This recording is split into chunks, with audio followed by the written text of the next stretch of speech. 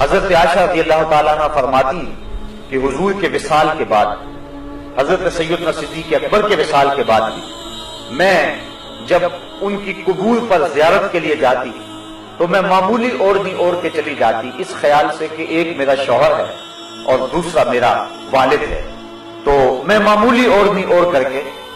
وہاں چلی جایا کرتی، حضور کی تربت انور کی زیارت کیا کرتی۔ فرمایا پھر کچھ عرصہ گزرا کہ حضرت عمر فاروق رضی اللہ تعالی عنہ کی بھی تدفین ہو گئی۔ اب ام المومنین کیا فرماتی ہیں فواللہ ما دخلتہ الا وانا مشدودۃ علی ثیابی حیاء من عمر،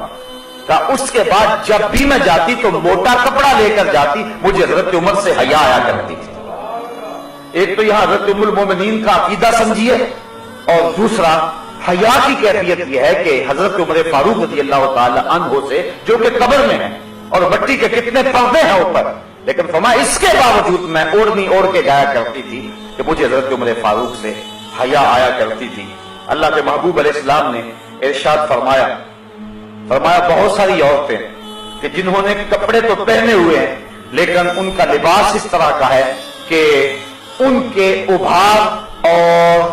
ان کی پردے والی چیزیں ظاہر ہوتی ہیں، وہ لوگوں کو اپنی طرف مائل کرنے والی ہیں اور لوگوں کی طرف مائل ہونے والی ہیں، اور ان کے سر ایسے ہیں جس طرح بھکتی اونٹوں کی کوہانے ہوں۔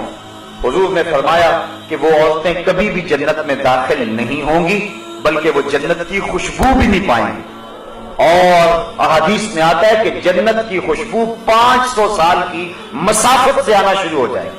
ابھی بندہ 500 سال دور مسافت پہ ہوگا کہ جنت کی مہک آنا شروع ہو جائے گی، لیکن جو عورتیں لباس پہننے کے باوجود بھی برہنہ رہتی ہیں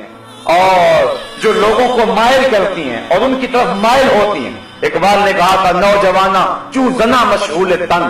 از حیا بیگانہ پیرانے کہن،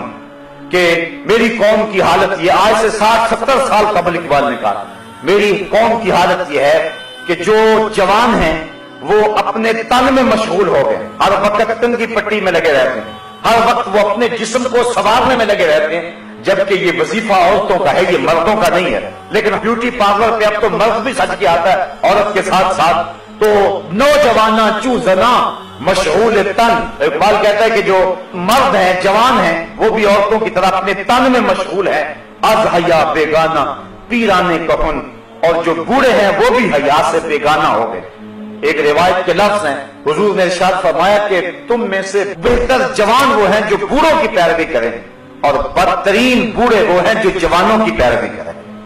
جوانوں کو بوڑھوں کے نقوش قدم پہ چلنا چاہیے، لیکن بوڑھوں کو جوانوں کے نقوش قدم پہ نہیں چلنا چاہیے، بلکہ ان کو اپنے بڑھاپے کا حیا ہونا چاہیے۔ اگر بوڑھا بھی ہو گیا اور نظر کے اندر حیا پیدا نہ ہوا، قبر میں ٹانگیں چلی گئی لیکن نظر پھر بھی بدکاری کرتی ہے، تو اس سے جو ہے وہ بدبختی اور زیادہ کیا ہو سکتی ہے۔ میاں صاحب نے شاید ایسے لوگوں کے بارے میں کہا تھا ہڈیاں کمبن گوڈے کھڑکن تے اڑ گیا لک تیرا،